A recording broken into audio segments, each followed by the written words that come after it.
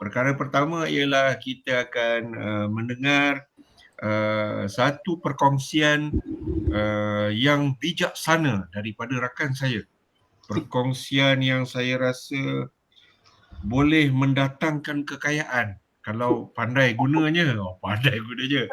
Sebab dia selalu cerita kat saya, kalau pandai cara memang boleh jadi kaya raya ni. Jadi marilah kita dengar daripada rakan saya. Jadi saya mempersilakan Ustaz Wan untuk berkongsi kepada semua GC betapa mudahnya membuat penulisan kreatif ini. Dipersilakan. Okey, boleh saya share ni skrin Boleh. Okey, bismillah.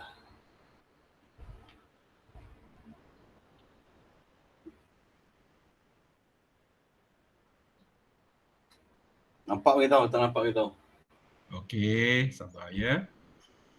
Bersama dengan semua guru cemerlang sekarang ialah daripada pegawai-pegawai di sektor pembangunan murid sekali. Mereka ni memang seronok nak mendengar Ustaz Wan berkata-kata. Okey, Ustaz Wan. Okey, cantik. Silakan. Skrin nampak tak? Nampak. Nampak keluar api tu. Nampak? Okey. Nampak. Sengaja bagi api tu, bagi semangat sikit. Bagi semangat sikit. Assalamualaikum warahmatullahi wabarakatuh dan selamat pagi, salam sejahtera buat semua sahabat-sahabat sekalian. Waalaikumsalam. Waalaikumsalam. Halo, Cik Azli, Izwari dan juga rakan-rakan pada SPM Sektor Pembangunan Murid dan seterusnya, sahabat-sahabat rakan-rakan baru daripada GWK Cemerlang. Alhamdulillah first time jumpa. Siapa yang first time jumpa, mana saya pun dulu pun tak terlibat dalam SPM. Saya dulu di sektor pendidikan Islam. 2 tahun lepas lah. Baik, terima kasih semua dan terima kasih kepada Cik Darul yang sudi menjemput saya pada pagi ini. Bolehlah saya buat report saya BDA tu. Ada juga kerja je. Baik, pada pagi ini saya nak share beberapa perkara berkaitan dengan tulisan. Untuk first ini, saya nak buka dulu tuan-tuan dan puan berkaitan dengan situasi sekarang ini. Kita berada dalam era digital. Maknanya era digital ni maksudnya benda-benda yang bersangkut paut dengan internet saja. Saya rasa cikgu-cikgu kita pun dah muak dah. Hasilnya dah keluar hidung dah. Telinga keluar habis dah.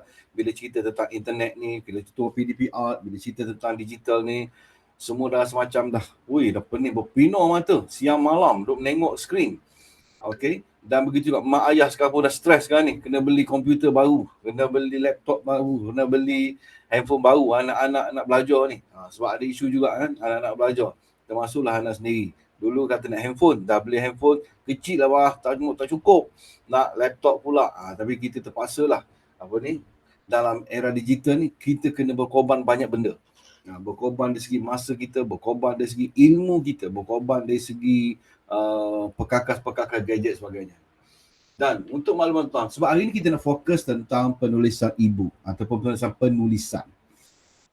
Berkaitan penulisan ini, e-book ini kalau di US sana, di Malaysia belum sampai lagi tahap level ni lah. Maknanya penulisan saja telah menghasilkan pendapatan mereka 2.04 bilion pada tahun 2019. 2020 saya tak sure berapa, mungkin bertambah sekali ganda lagi. Sebab apa? Sebab tahun lepas berbagai isu berkaitan dengan pandemik COVID-19 dan menyebabkan ramai orang tak boleh nak keluar. Semua orang berfokus kepada digital semata-mata. So, itulah keadaannya. Jadi sebelum tu, pada semua JBK semua, saya ucapkan semua dalam keadaan yang sihat walafiat hendaknya pada pagi ini. Dan insyaAllah lebih kurang sejam saya bersama saya akan kupas sedikit lah berkaitan dengan apa itu tentang e-book ini ataupun penulisan e-book ini. Baik, satu perkara yang jelas lagi ialah dengan keadaan COVID-19, pastinya kita taklah merasai sangat perkara ni. Tetapi rakan-rakan kita, jiran-jiran kita, ahli keluarga kita pastinya merasakan COVID-19 satu benda yang orang kata ujian yang sangat besar. Kenapa? Kerana ada di kalangan rakan-rakan kita yang kehilangan kerja, yang terpaksa direhatkan, terpaksa dicutikan dan melibatkan student kita lah. Bila parent ada masalah, melibatkan student kita jugalah. Jadi student kita dan melimpahnya murid-murid daripada sekolah swasta ke sekolah kerajaan sekarang ni. Sebab apa? Cikgu-cikgu tak mampu, parent tak mampu nak bayar dan mereka terpaksa masuk sekolah kerajaan. Itu juga berlaku. Okey, di kalangan bila parent ada isu, dengan sendirinya murid-murid pun ataupun di segi anak-anak mereka pun juga terkesan. Isu tentang kebejahatan sosial sekarang ni banyak berlaku dan anak-anak yang emosinya pastinya ini memerlukan tanggungjawab besar guru kaunseling kerjaya GBK di sekolah untuk menangani isu-isu berkaitan dengan emosi student, emosi rakan-rakan sekerja kita dan pelbagainya. So itu sangat bukan mudah lah, okay? So seterusnya juga ialah kita lihat juga di negara kita juga, di seluruh dunia pastinya kedai-kedai buku pun banyak dah tutup dah. Sebab apa? Mereka tak mampu lagi menanggung kos sewaan, kos nak bayar pekerja bila buku tak dijual. Sebab tak ada orang nak pergi kedai buku. Orang sekarang ni belanja kat Shopee, Lazada, beli buku pun kat Shopee je.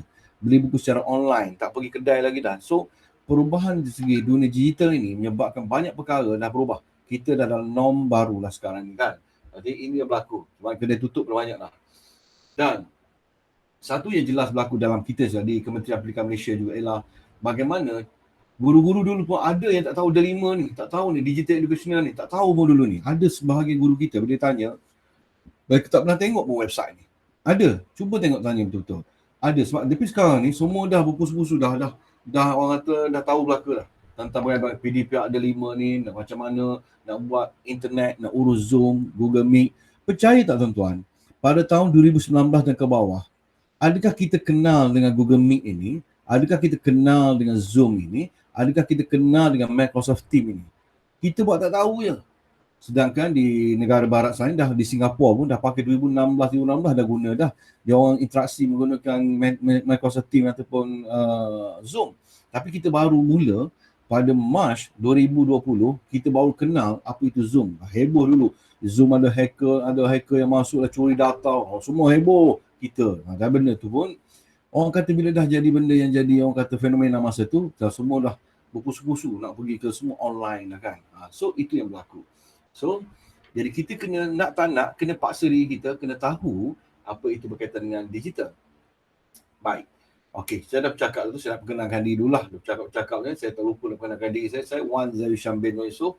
Kalau sebut trainer MAJ ini, saya ada satu komuniti penulis e-book atau Master Shiro Global Academy. Saya trainer kat sana dan juga sebelum saya masuk jabatan pun saya dah mula menulis daripada 2009 dan menulis buku komik, menulis buku novel dan juga buku motivasi dan pelbagai lah. Okey, dan juga ini ibu-ibu yang saya telah hasilkan. Yang terbaru bolehkah saya menjadi penulis? Saya ada pesan kedaru itulah, mana-mana peserta kursus ini boleh dapatkan. Sebab apa saya nak terangkan ini ada kat situ juga. Sebab apa? Bila cikgu kata tak tahu menulis, cikgu kata beri apa ni, melahirkan hasrat rasa tak pernah nak menulis, tak pernah rasa nak menulis ataupun tak tahu nak mula menulis, macam mana nak menulis. Dalam e-book tu saya dah kongsikan pengalaman saya lebih kurang 12 tahun dalam penulisan. Dimuatkan ke situ dalam lebih kurang tak lah. Orang kata banyak sangat surat dalam 57 muka surat macam tu. Tapi di situ itu pemula. Bagi siapa nak mula menulis, kena baca e-book tu untuk pemula dulu. Nak rasa apa di sebenarnya penulisan tersebut. Okey. Baik. Lepas itu juga ialah tentang ini adalah buku terbaru bulan 1 lepas saya dah keluarkan, iaitu dua buah e-book. Itu maaf aku tak sebut, ini lebih kepada motivasi untuk keluarga lah, untuk keluarga. Ini adalah true story daripada saya kutip ni, dan inilah antara benda-benda yang saya dapat respon daripada pembaca-pembaca saya di seluruh Malaysia lah. Ada sampai pembaca saya sampai ke Indonesia, ke Singapura dan juga pembaca saya di UK pun yang kita punya staff dia orang Malaysia lah di sana, ada juga baca sebab dia buku bahasa Melayu. Dan ini buku terbaru saya, itu bolehkah saya menjadi penulis ini, adalah e-book yang terkini yang diterbitkan 1 Februari 2022, maknanya 3 hari yang lepas dilancarkan. So e-book ini menceritakan tentang bagaimana kita nak mulakan diri sebagai penulis. Sebab tu tuan-tuan, sebelum tuan-tuan memberi persepsi bahawa saya tidak boleh menulis, saya susah nak menulis, saya tak ada apa pun nak ditulis, tuan-tuan kena baca buku ini sebagai untuk tuan-tuan rasa, oh ini rupanya menulis, ini rupanya e-book, ini rupanya orang kata ni benda-benda yang ditulis, rupanya mudah sahaja.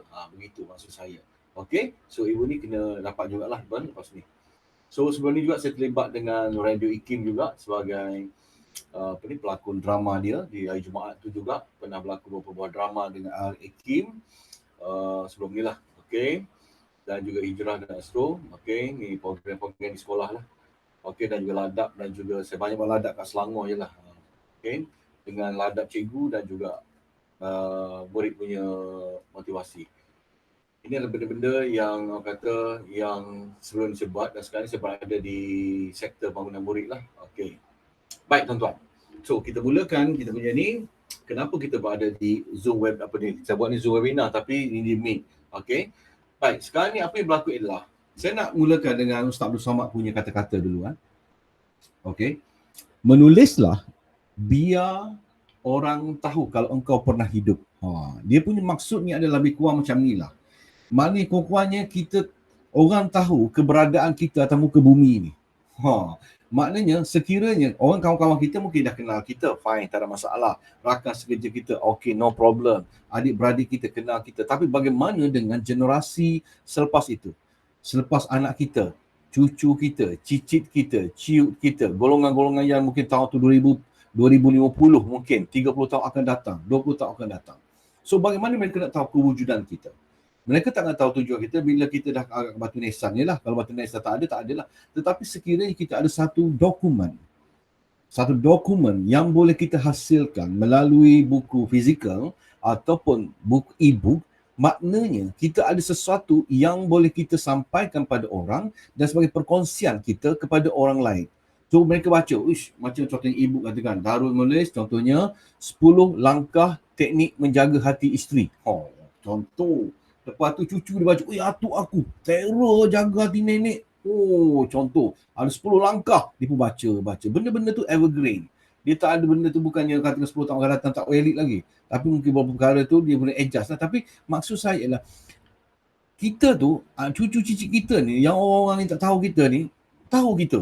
Sebab apa kita hasilkan sebuah e-book ataupun buku 10 teknik, apa ini. Contohnya bagaimana nak urus anak semasa PDPR ke, contoh buat yang simple dalam 10 muka surat mungkin kalau kita boleh buat untuk hebahan yang percuma, ataupun kita nak lebih komersial kita lebihkan 35 ataupun 40 muka surat. So maknanya benda-benda tu ada sekeliling kita, sekitar kita, dan bila kita kongsikan benda tu dia jadi satu bahan ilmu untuk kita. So bahan ilmu tu untuk orang baca. Okey, bila orang baca orang dapat manfaat. So ilmu yang kita ada tu bukan hanya untuk murid kita saja tapi melebar, meluas. Bila e-book dia tidaklah mau pakai fizikal. So dia bagi link saja. So link itu siapa-siapa boleh buka dan juga boleh baca dan boleh download benda tu dalam komputer mereka, dalam handphone mereka. So betapa banyaknya, ramainya orang yang boleh baca, ambil ilmu kita tu. So kita bukan sekadar untuk kegunaan kerja kita saja, tapi orang luar pun boleh manfaatkan. Bayangkan kalau ia boleh mengubah seseorang manusia di luar sana hasil daripada 3 teknik yang kita kongsikan sahaja. Adakah itu satu perkara yang orang kata yang tidak boleh kita banggakan? Pastinya benda tu menjadi satu perkara yang sangat mahal. Bukan saja dari segi orang kata dari segi rasa kita dengan tetapi orang tu, murid kita tu berubah. So murid kita ni kadang-kadang nak beli buku, duit lagi sebagainya. Kita pun buat inisiatif, kita buat e-book dalam 10 muka surat mungkin, 10 teknik belajar seperti PDPR ke kita keluarkan dan kita hebahkan dalam WhatsApp group, hebahkan dalam Telegram murid dan mereka baca, mereka membaca. Rasa-rasanya ada tak seorang dua yang boleh pegang kita punya ilmu kita dan dapat manfaat dan mereka boleh berubah dengan hasil apa yang kita kongsikan pada mereka. So benda itu akan menyebar, tersebar. Bertahun-tahun dan kita pencen sekalipun benda tu masih lagi dipakai. Wow, betapa rasanya kita rasa wow. Rupanya ada terima kasih lah cikgu, terima kasih lah kerana tolong ibu cikgu dulu. Saya pegang lagi sampai sekarang. Dan sekarang saya dah ada anak dah, saya bagi anak saya pun. Wow, itu satu rasa yang hanya kita saya boleh bayangkan. Bukan sekadar material, tapi dari segi, orang kata dari segi rasa daripada seorang guru, jiwa guru kita itu, dia akan jadi besar yang kita rasa bahawa kita dapat mengubah murid kita menjadi seorang yang berguna, seorang yang tahu menghargai orang lain ataupun berubah menjadi seorang yang lebih positif, insya-Allah. So itu antara benda yang saya ingin maksudkan apabila kenapa kita harus menulis. Okey. So begini. So belajar tulis, saya dulu belajar tulis buku dulu pada tahun 2009 dulu. Saya belajar tulis masa saya terlibat dengan penulisan di sebuah syarikat. Jadi saya menulis dan sampailah pada tahun 2020 saya diperkenalkan pula dengan penulisan e-book. So saya start pula dengan menulis e-book. E-book ini pun kata-kata bangkitkan rasa ni saya tulis dalam masa 1 hari tuan-tuan. Dalam masa 6 jam ke 7 jam, saya lupa. Masa tu saya nak mencukupkan 3 buah buku. So saya ada 2 buku, Rahsia Ubah Tabiat. Kemudian buku ini, rasa Daru pun dah ada, Azli pun dah ada buku ni. Saya buat e-book ni simple.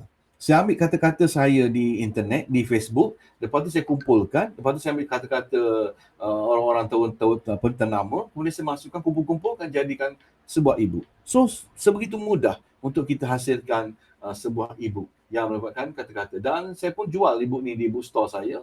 Alhamdulillah. Dengan harga RM8 saya jual. Berapa ramai dah orang beli ni. Alhamdulillah. So, melalui kata-kata saja. So, sekarang ni dalam webinar, dalam Zoom, dalam Meet ini, saya ingin bertanya tuan-tuan, untuk tulis kat chat tuan-tuan. Saya nak tahu juga interaksi daripada tuan-tuan dan cikgu-cikgu sekalian. Iaitu, mohon saya bertanya, berapa orang dalam Google Meet ini yang sudah ada menerbitkan buku fizikal ataupun e-book? Saya nak tanya itu saja. Kalau ada, tulis ada 2, ada 1, ataupun ada saja, ataupun belum ada. Saya nak tengok respon itu dulu sebelum saya mulakan slide saya sebenarnya. Saya nak tengok dulu. Saya buka dulu dia punya Okey, Syam, okey, salam, okey, good. Okey, ada Muhammad Azli dah ada, okey. Sondra kata tiada lagi. Saudara Jafni kata tak ada. Noh Hisham belum ada, tapi idea bahan nak buat tu ada. Bagus, Syam. Dah ada idea tu kira bagus ni tu. Puan Raji kata belum ada. Noh Jafna kata tiada. Puan Zubaidah kata tak ada lagi. Tak ada nak macam mana? Tak ada lagi. Bagus. Yang tak ada tu saya seronok. Sebab apa? Kalau ada ni, satu orang kata satu kejayaan saya untuk berada bersama tuan-tuan hari ni. Yusita Yusof belum ada. Dah mula tapi tak siap-siap. Ini ni isunya tu. Dah ada mula. Dah bertahun agak-agak ni. Dah bertahun ni tak siap lagi ni. Ruban Dawi kata tak ada. Okey, tak apa. Okey, maknanya banyak tak ada. Okey. Baik. Saya mulakan hari ini tentang keadaan semasa penulis dan minat menulis. Saya mulakan ini dulu. Sebab apa? Ada isu di kalangan orang kita ni minatnya menulis. Macam Hisham tadi katakan ada dah menulis. Tapi isunya ialah tak tahu nak mula. Okey, siapa setuju? Mereka tak tahu nak mula. Okey. Okey, pernah buat kajian tindakan tapi tak setakat menulis, cuma menulis tesis. Okey, tesis pun menulis tapi okey, boleh daripada tesis tu boleh dijadikan buku. Dan ramai di kalangan komuniti kami daripada tesis mereka, PhD mereka, tesis master mereka akan jadikan buku untuk bacaan umum. Subhanallah. Okey, tak tahu nak mula. Itu isunya ialah. Bila sebut tak tahu nak mula ni maksudnya idea nak melimpah-limpah, meleleh dah Hisham punya, keluar hidung lah keluar dah idea punya idea dia tu. Air telinga keluar habis. Tapi nak mula kat mana ni? Alamak, lepas tu diam. Okey, meleleh pula, lepas tu diam. Lepas tu sampai masuk 3 tahun dah. Dah berkulat. Dah tak keluar-keluar. Sebab apa? Tak tahu nak mula. Itu isu yang pertama berlaku. Okey. Isu yang kedua pula apa dia? Macam mana nak tulis? Macam mana nak tulis pula ni? Idea dah banyak. Dah belajar tinggi-tinggi. Dah tulis jurnal, dah tulis tesis. Macam-macam bagai dah buat. Tapi aku nak tulis macam mana e-book ni? Macam mana rupanya ni ya? Macam mudahnya aku tengok. Tapi nak mula macam mana? Tengok YouTube. Tengok buku. E-book, buku panduan. Lepas tu, apa lagi? Tengok macam mana mudah. Tapi kenapa aku tak boleh buat lah? Itu isu dia. Macam mana nak tulis. Okey. Yang seterusnya pula apa dia lagi? Siapa nak baca beli e-book aku ni kalau aku tulis? Dah bertanya pula. Apa dia? E-book dah siap ni. Ini ke level ketiga lah. Dah siap. Tapi, siapa nak baca e-book aku? Nak agak follower FB pun ada bergerak tu paksa kawan-kawan supaya like ataupun jadi friend. Itu pula yang jadinya. So, benda-benda inilah orang kata yang jadi isu. Siapa nak baca buku aku? Siapa nak baca e-book aku? Itu yang ketiga. Yang keempat pula, penerbit tutup. Kurang modal. Itu isu yang berlaku apabila kalau nak menulis buku dulu, buku fizikal, bayangkanlah 4-5 tahun lepas, pastinya ramai di kalangan orang yang minat menulis terpaksa pendam. Sebab apa? Penerbit tak nak terbit buku mereka. Sebab mungkin tema yang ditulis itu tidak menarik minat penerbit ataupun hasil tulisan itu tidak bagus. So menjadikan penerbit tak nak keluarkan buku, takut rugi. Sebab untuk keluarkan sebuah buku, macam saya tanya buku saya sendiri pun, untuk menerbitkan sebuah buku, penerbit perlu habiskan antara 5 ke 10 ribu ringgit Malaysia.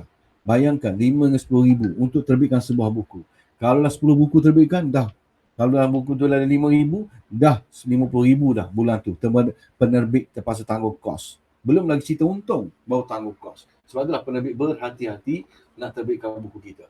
So contohnya, saya buat buku Rahsia Ubat Tabiat ini pada tahun 2018 untuk diterbitkan. Tetapi oleh kerana syarikat ada isu sikit dengan dia tak bersyarat kena ada komik bagai, jadi saya pun pendam dengan manuskrip tersebut. Sehinggalah pada tahun 2020 saya keluarkan dia menjadi e-book. 2 buah e-book saya.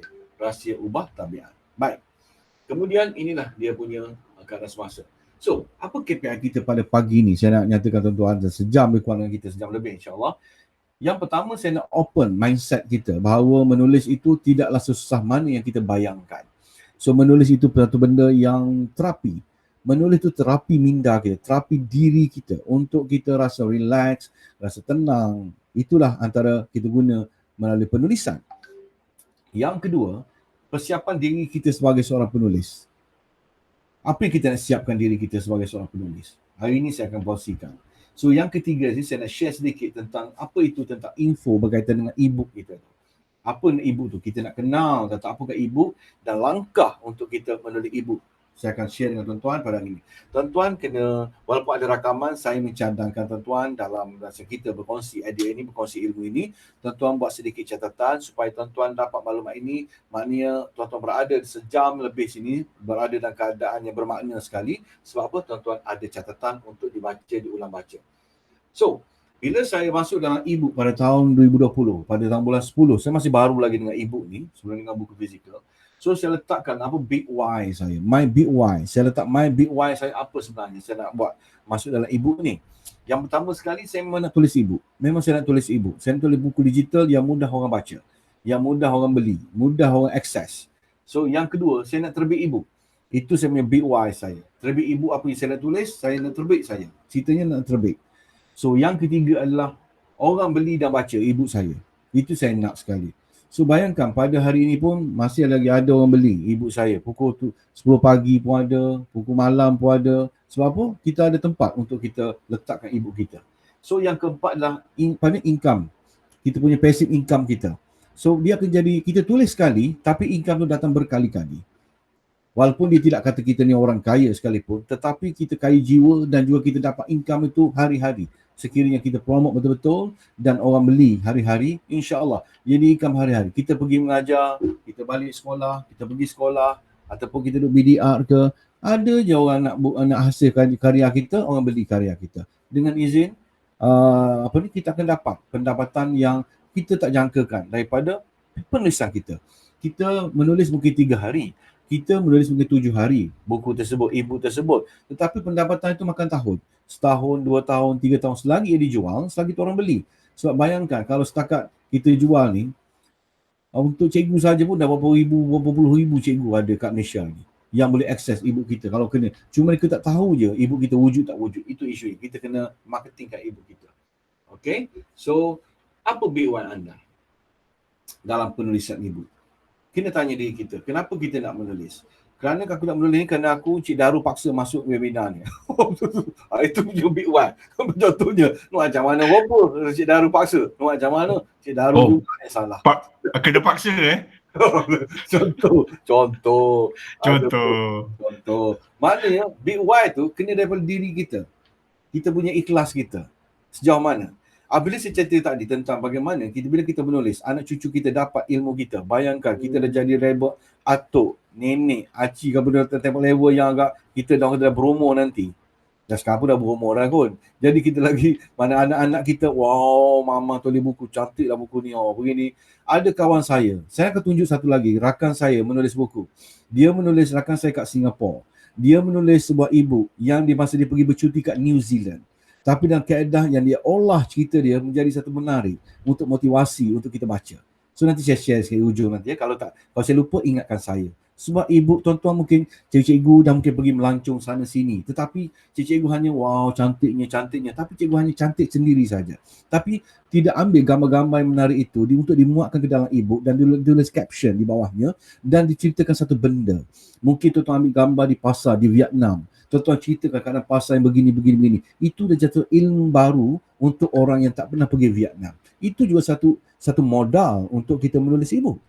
Satu perkara yang mudah saya ceritakan daripada gambar, caption gambar tu jadi satu, kita ambil gambar kita terang, kita ambil gambar kita terang. Jadi benda itu satu ilmu untuk orang juga.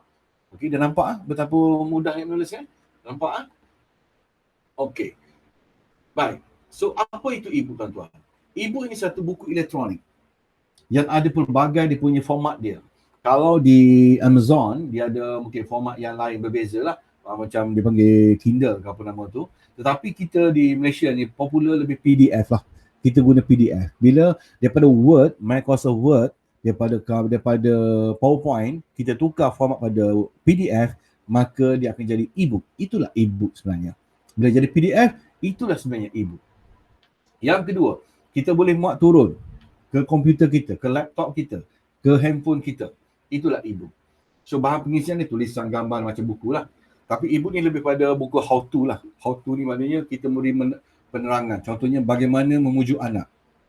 Contohnya kita buat tajuk 7 rahsia pujuk anak malas ke sekolah. E-book senang e-book kita. Laku. Ramai parent nak tu. Apa 7 rahsia pujuk anak pergi sekolah ni. Kita pun buat. Tetapi apa yang kita buat tu kita kena bertanggungjawab. Maksudnya kita dah test, kita dah buat percubaan dah tu untuk anak kita sendiri, untuk anak rakan-rakan kita. So benda-benda tu disimpan, data tu disimpan. Jadi kita menunjuk bukan benda kita buat 7 rahsia tu, bukan sembarang nak tulis saja. Jadi kita dah test anak kita berjaya. Anak orang ni berjaya. Anak ni berjaya. Okey dah fine, dah okey dah ini satu rahsia. Rahsia kedua apa? Rahsia ketiga apa? Rahsia keempat. Sampai 7 rahsia kita dapat, pujuk anak ke sekolah, mungkin beri hadiah. Contohnya lah, beri kata-kata semangat. Contoh, beri tunjuk kata-kata apa perlu dikatakan. Bila kita ajar detail pada orang, maknanya orang akan dapat manfaat daripada e-book kita tu berdasarkan ilmu yang kita sebarkan tu dengan mudah. Mereka dapat amalkan. So, benda tu jadi modal untuk mereka, untuk mengubah anak mereka. Dan yang kedua juga, kita pun dapat passive income daripada orang yang beli e-book kita dan dapat manfaat tersebut. Tu contoh saya tunjukkan ya. Okey. Apa itu e-book? Semuanya apa lagi? So ini bezanya buku dan e-book. Kalau buku, kos memang tinggi lah. Saya dah cakap tadi 5,000 ke 10,000 untuk sebuah buku. Ruang simpanan besar, kena masuk store. Lepas tu proses penerbitan panjang, ada yang setahun, ada yang sampai 6 bulan, ada 3 bulan.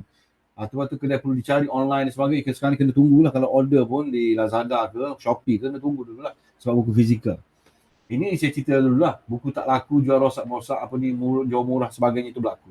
So bila dicetak buku edisi baru, kena tulis baru lah, kena cetak baru. Itu berlaku. Tetapi kebaikan buku ni pula, kita sedap baca lah. Bagi saya seorang lagi baca buku. Dan saya banyak beli buku-buku pun. Okay. Tetapi satu option sekarang ni, optional kita adalah kita kena ada tulisan e-book yang mudah sikit. Yang kos rendah, kita hanya guna hard disk ke gadget kita saja. Proses penerbitan pun cepat dan mudah. Online dan link saja kita bagi kat orang. Tak ada impact, tak laku jual pun tak apa. Benda tu kat link je, tak ada apa pun. So mudah kita edit, soft copy dan re-upload balik kita punya e-book. So inilah antara beza buku dan e-book. Okey. Setakat yang saya bercakap-cakap ni, macam mana tuan-tuan punya respons? Saya nak tahu juga ni. Nanti saya cakap seorang-seorang, saya bercakap ni. Okey, setakat ni boleh tulis tak? Jelas ke blur? Tulis dua tu je. Okey, kalau jelas, tulis jelas.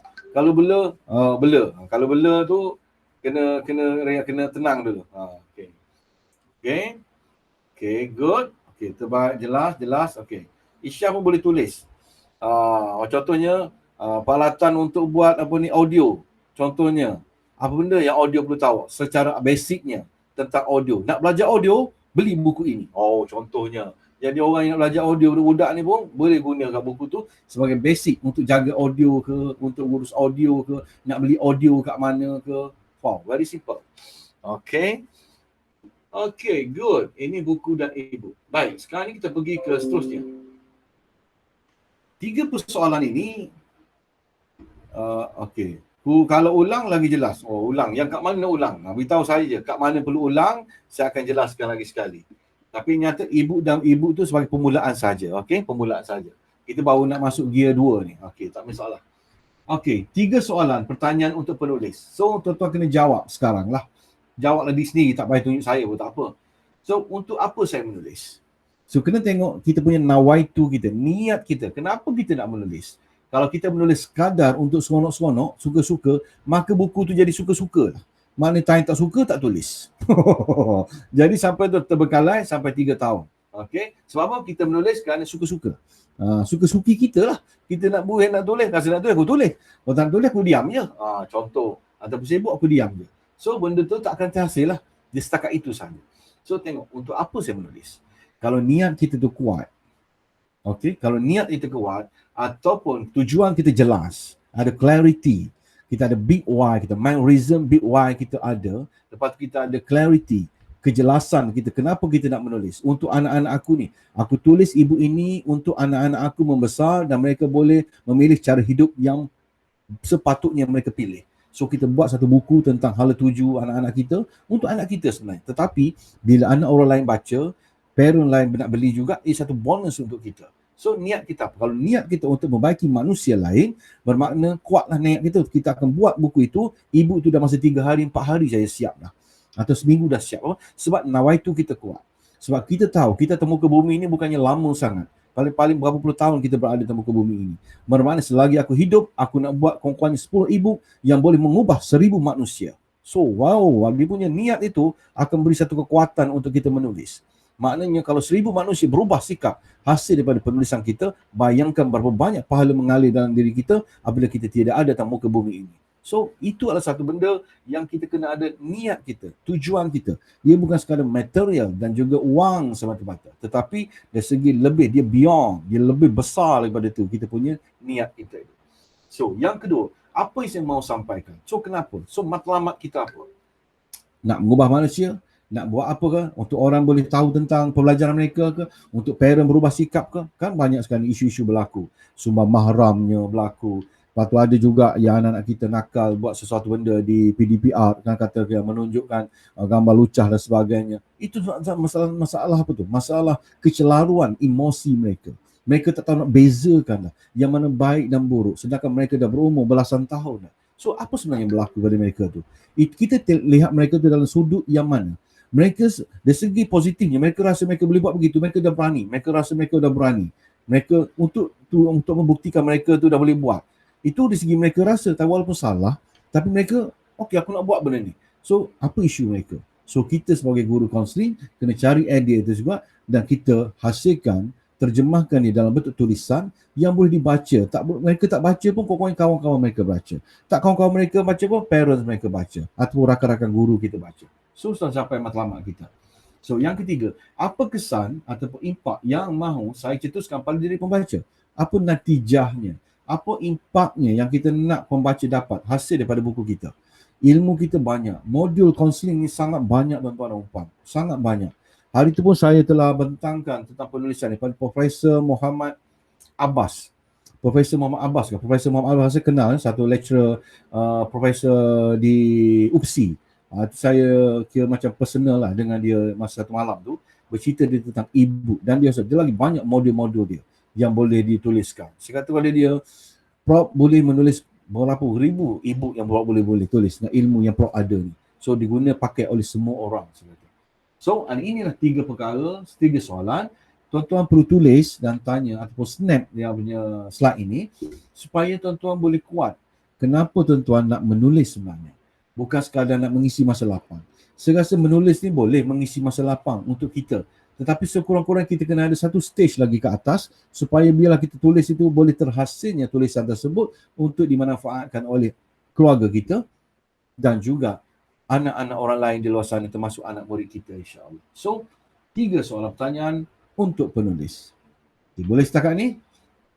Jelas sebelum saya masuk ke akronim ini? Boleh tuan-tuan?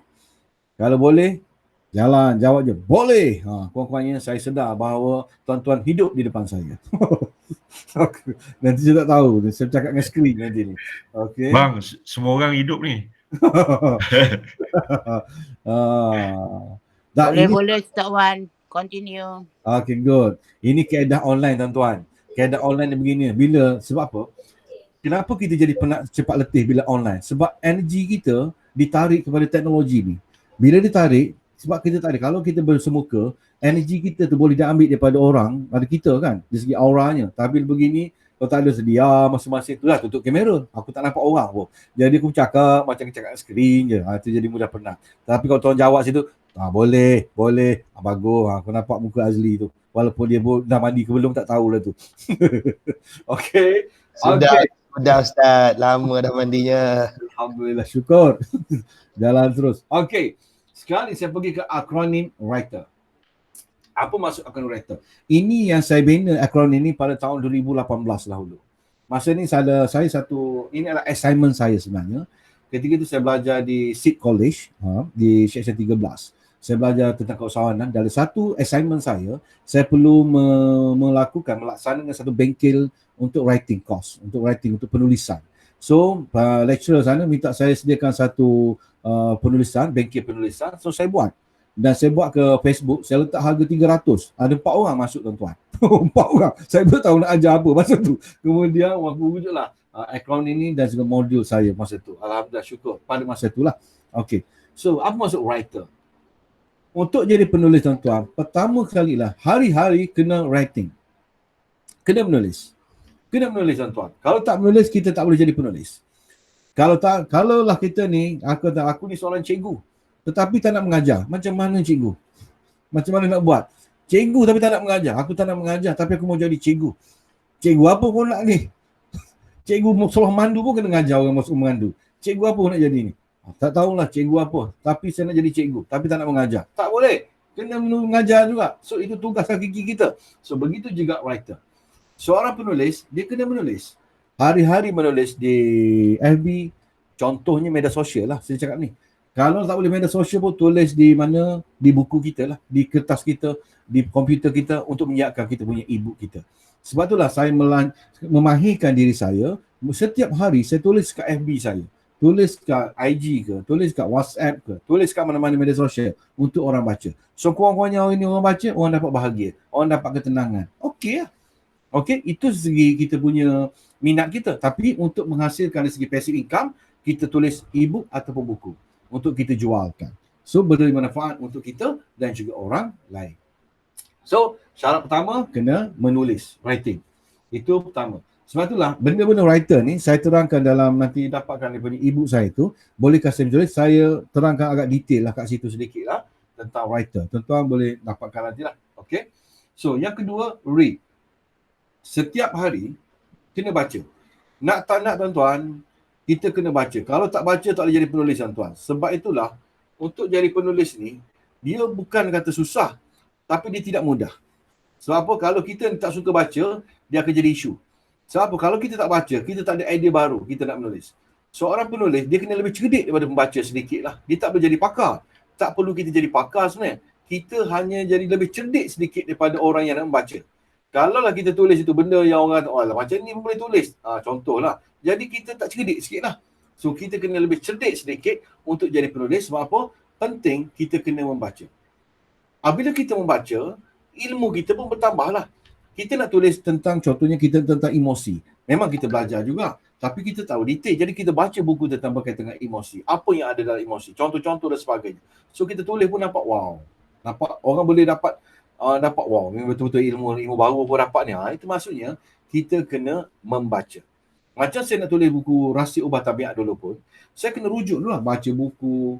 Sampai masa Rahsia Ubah Tabiat tu, saya kena ambil satu course daripada seorang motivator daripada US. Nama dia Muhammad Faris. Dia seorang motivator yang international lah. Saya terpaksa ambil kelas dia.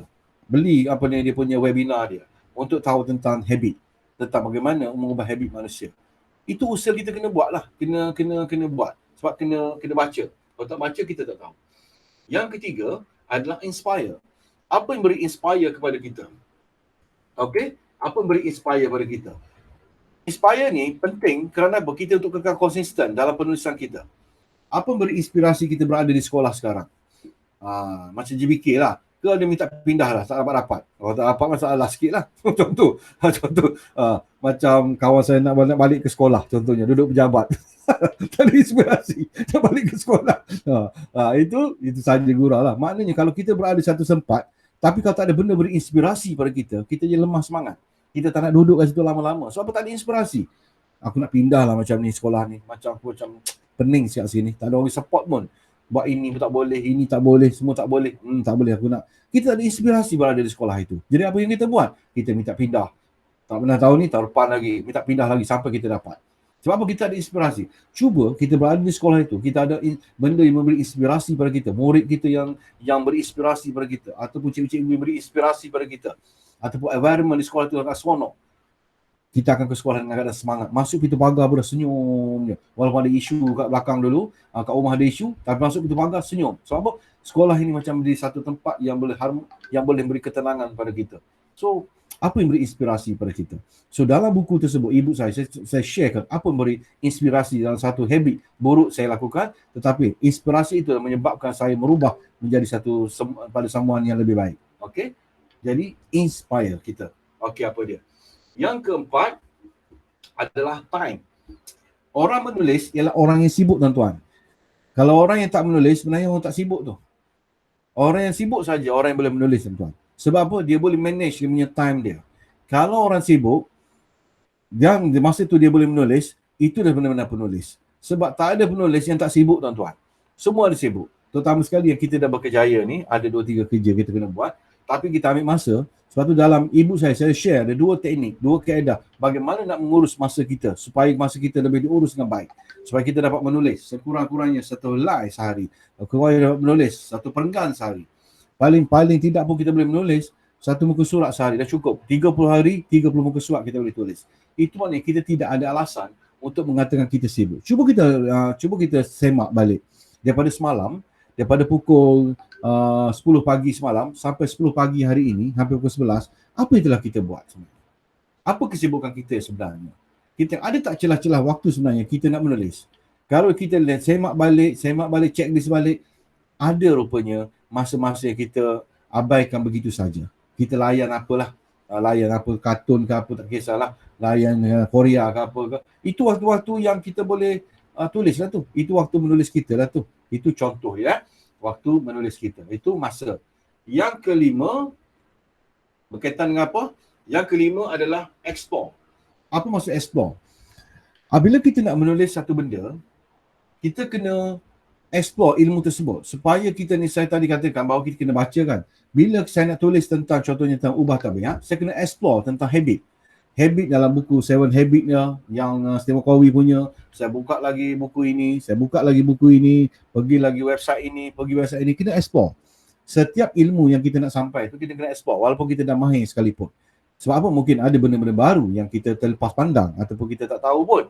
So kita kena explore benda tu. Sebab betul jadi penulis, kita kena explore, barulah e-book kita tu ada quality. Okay, ada quality. Kita nak tulis contohnya satu benda ilmu. Contoh saya buat satu e-book tentang berkaitan dengan roti pau. Bagaimana usahawan roti pau. Jadi saya tak pernah buat roti pau. Saya tak pernah jadi usahawan roti pau. Apa yang saya buat ialah saya cari rakan baik saya yang menjual roti pau. So saya bertanya berurusan dengan dia. Saya buat kajian dengan dia. So dia hantar gambar-gambar apa yang dia buat. Sebab benda-benda tu yang akan jadi, kita explore. Contohnya saya buat macam ni tuan-tuan. Apa yang saya buat ialah, contoh saya buat ni bukan saya sebut saja tuan-tuan. Saya nak tunjuk tuan-tuan. Ini.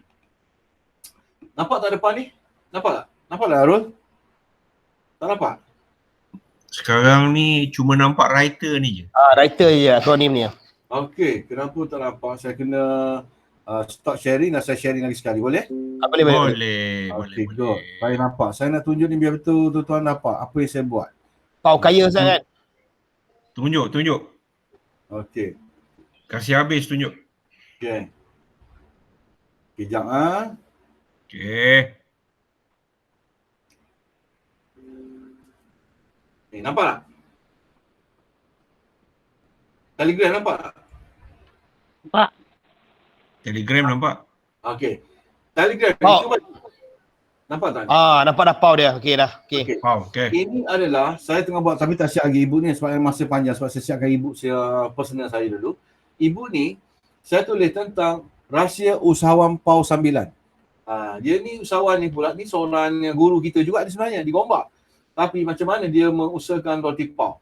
Jadi saya kata ke dia, macam mana saya nak? Jadi saya suruh ambil gambar dia, saya ambil dengan dia, saya beli PAU dia supaya dia nampak semangat sikit lah. Saya beli PAU dia, jumpa dia, bercerita dengan dia, dan saya tanya tempat dia, buat appointment dengan dia, so gambar dia beri roti PAU. So ini saya akan buat benda ni, jadi orang boleh mana-mana, sebab apa? Saya rasa pandemik ni ramai orang terkesan dengan ekonomi.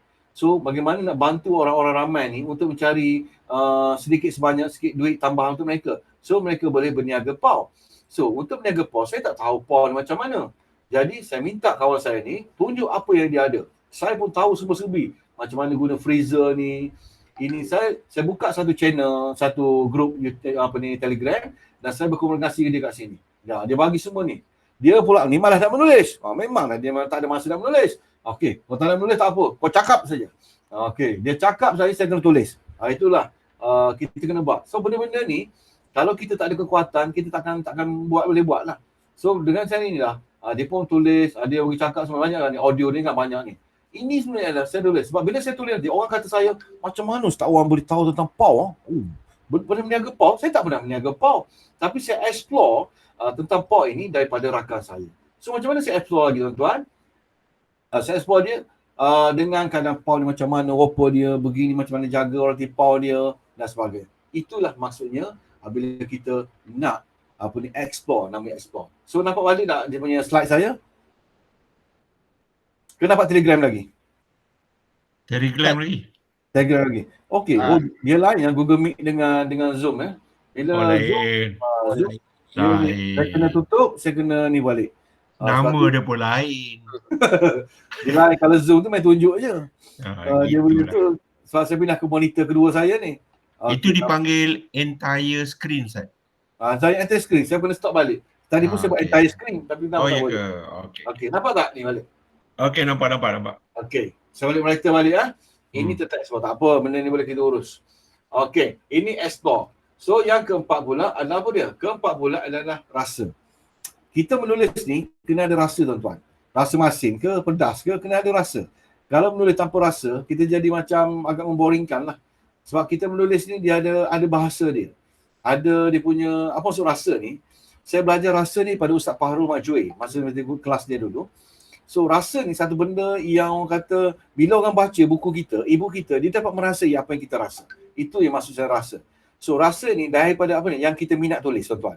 Jangan paksa kita tulis satu benda yang kita tak minat tuan-tuan. Tuan-tuan akan jadi cepat kecewa dan mudah mengantuk dan mudah tertidur depan komputer. Sebab apa kita tak minat nak tulis. Jadi tulislah apa yang macam mana perlu rasa, kita tulis apa yang kita minat, apa yang kita mau tulis. Bukan tanya orang, tanya diri kita. Aku nak tulis apa sebenarnya? Aku tulis tentang inilah, tentang counselling lah. Memang kita kerja counselling. Cuba tuan-tuan saya tulis, okey, cuba cerita tentang macam mana bengkel basikal. Jenuh. Bengkel basikal pula dah. Macam aku tak tahu nak explore tak ada masa lah. Kita pun tak nak tulis. Tak ada rasa lah. So bila kita tulis, contoh kita tulis pengalaman 3 tahun pertama saya jadi guru counselling. Contoh, tulis 3 tahun pertama. Ingatlah masa dulu tuan-tuan masa tuan-puan masa guru counselling dulu di sekolah pertama tuan-tuan dulu. Macam mana tuan-tuan rasa cabaran dia? Cabaran 10 cabaran guru GBK.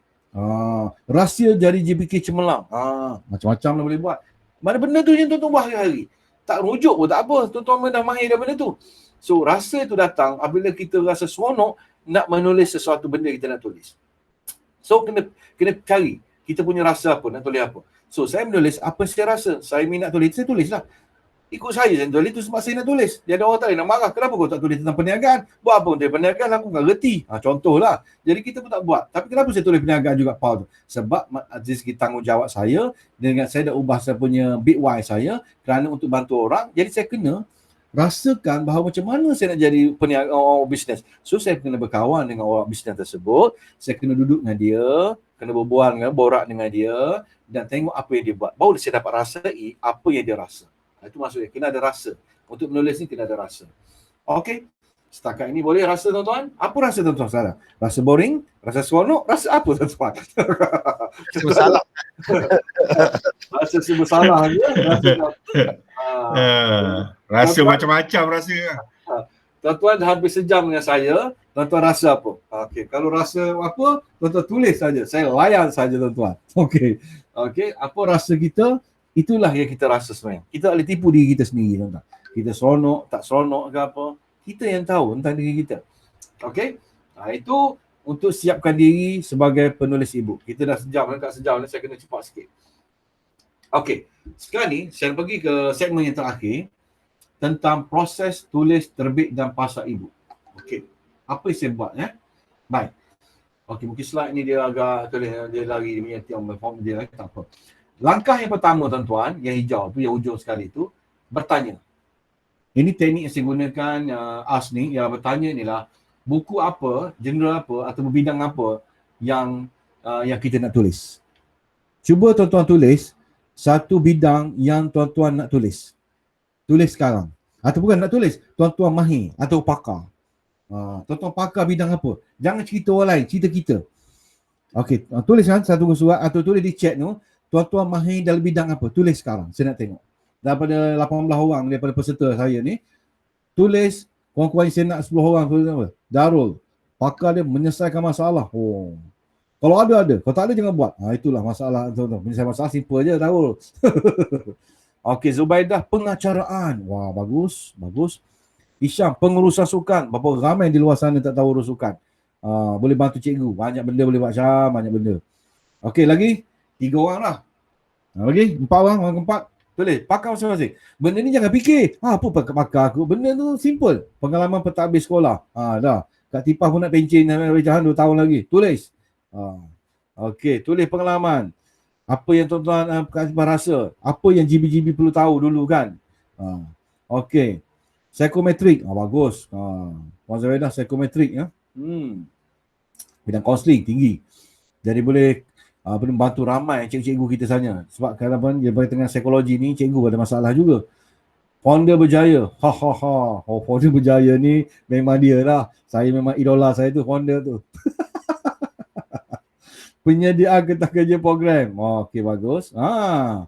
Penyediaan kertas kerja program ni, kalau Puan Yusrita buat dan dikatakan sama ada dua, sama ada nak buat jual ataupun secara komersial ataupun nak secara nak bagi percuma ke orang pun, tak ada masalah. Penyediaan kertas kerja program ni, ramai orang tak ikut format dia ataupun kenapa kertas kerja ditolak. Tulis itu, rahsia kertas kerja tahun ni, 10 rahsia jangan buat. Do and don't lah. Jangan boleh buat dan tak buat untuk kertas kerja. Ya, boleh jadi tajuk lah. Suka dan duka. Apa Kak Tipah suka dan duka tu ya? Allah. Suka dan duka. Kata-kata manis. Wah, ini memanglah dia punya kepakaran kata-kata manis. Okey. So, mana-mana saja yang boleh dibuat tuan-tuan rasa pakar, mahir, tuan-tuan buat je. Jangan cerita orang lain. Untuk e-book pertama tuan-tuan, cari bidang yang tuan-tuan minat saja. Okey, itu saja tuan-tuan. Buku apa nak tulis, tuan-tuan yang tahu. Siapa nak baca? Yang kedua, soalan kedua. Semasa kita nak menyiapkan e-book kita kena pastikan siapa nak baca e-book aku ni ya. Siapa nak baca e-book aku ni? Orang nak baca ke e-book aku ni? Contoh, e-book apa orang nak? Jadi macam mana kita nak tahu? Caranya adalah kita kena tengok sekeliling kita apa isu yang berlaku di sekeliling kita. Mudah je kan? Kita tengok di kalangan guru-guru kita apa isu dia. Di kalangan murid-murid kita apa isu mereka. So itulah kita tulis. Kita tulis berdasarkan kepada pengalaman kita. Kita tulis berdasarkan kepada ilmu kita. Dan kita selesaikan orang lain punya isu. Bila kita solve problem orang akan beli e-book kita. Orang akan baca e-book kita. Kenapa? Kita dah menyelesaikan masalah mereka. Itu kan bagus. Tulis e-book yang menyelesaikan masalah orang. Inilah yang jadi. Sebab itulah bila mau buat dalam bisnes, orang yang bisnes ini, dia menyelesaikan masalah orang. Kenapa GrabFood atau Panda Food tu berjaya dan boleh mencari orang? Sebab dia menyelesaikan orang yang tak malas nak pergi cari makanan di kedai. Orang pandemik sekarang ni. Jadi dia menyelesaikan isu orang, dia jadi bisnes dia. Itu yang orang cari. So kita perlu buat satu e-book yang menyelesaikan masalah orang. Itulah yang kita perlu tulis. Okey? Yang kedua, dapatkan idea, buat peta minda, baca temu ramah, menonton explore atau explore. Okey, saya nak share, saya akan stop presenting yang ni dan saya akan share macam mana saya buat untuk menulis. Okey, saya tunjuk benda proof terus tuan. Saya bukan nak saya nak tulis benda apa yang saya buat. Okey, saya nak present sekarang. Okey, entire screen dan saya share. Okey. Tadi saya ada tunjuk tuan-tuan tentang bagaimana saya nak menulis e-book kawan saya, macam mana dia jadi usahawan roti pau. Betul kan tadi? Sekarang nampak tak di screen? Nampak sekarang? Seorang boleh respon saya? Nampak tak nampak screen? Nampak dia punya, saya punya Nampak betul minda, nampak. Nampak betul bina. Okey, terima kasih untuk pengulu. Okey. Ini adalah saya nak menulis side income roti pau Niza. Ini nama sementara lah, bukan tajuk ini saya nak guna pun.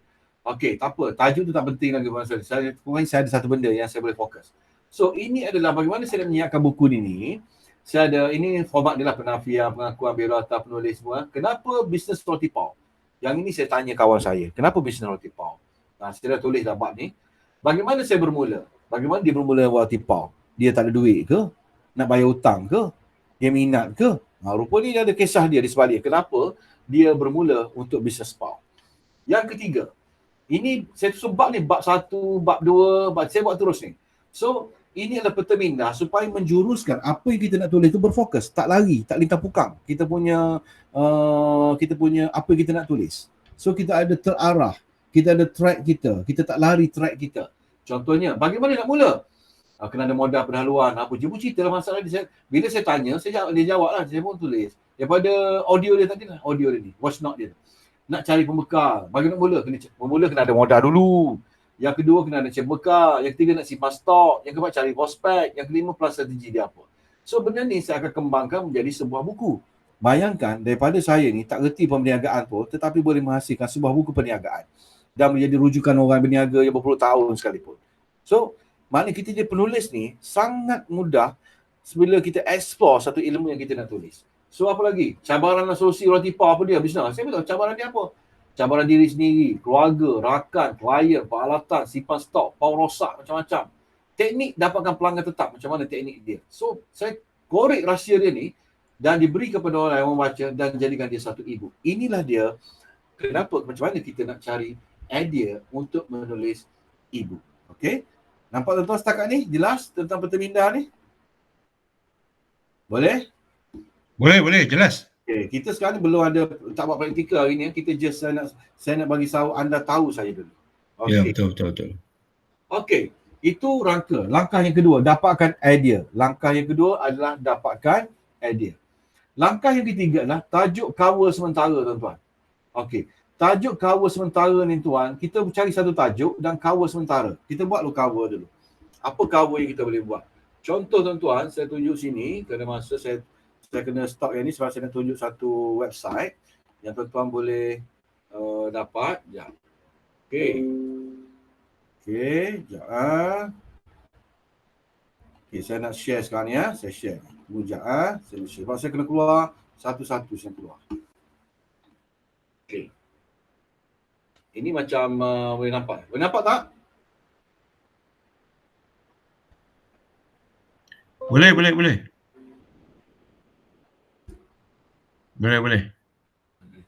Oh. Tak ada internet pula. Okey, ya. Okey. Saya buat tajuk ni, kita nak buat macam mana kita nak buat e-book punya cover dan sebagainya tajuk kan. Kita punya canva.com ni tuan-tuan. Guna apa tuan-tuan? Cuba sebut. Canva.com. Biar anak-anak dengar kat belakang. Okey. Jadi kat Canva ni, dia ada template dia saya siap tuan-tuan. Contoh okey, ni yang dah saya buat sendiri. Tuan-tuan nampak tak? Mana ni? Nampak tak ni? Your design. Nampak tak? Nampak tak? Alamak, keluar pula dah.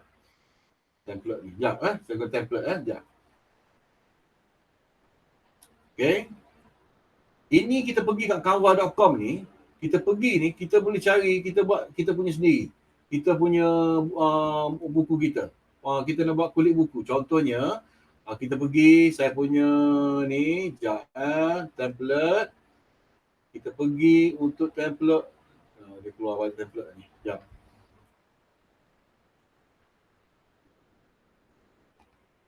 Okey.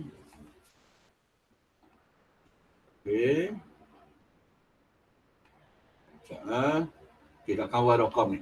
So, kita buat kita punya kulit buku kita kat canva.com je, explore je kat sini. Sebab kat sini ada beribu-ribu contoh-contoh yang boleh kita buat sendiri. Yang kita boleh buat sendiri pun buku kita ni.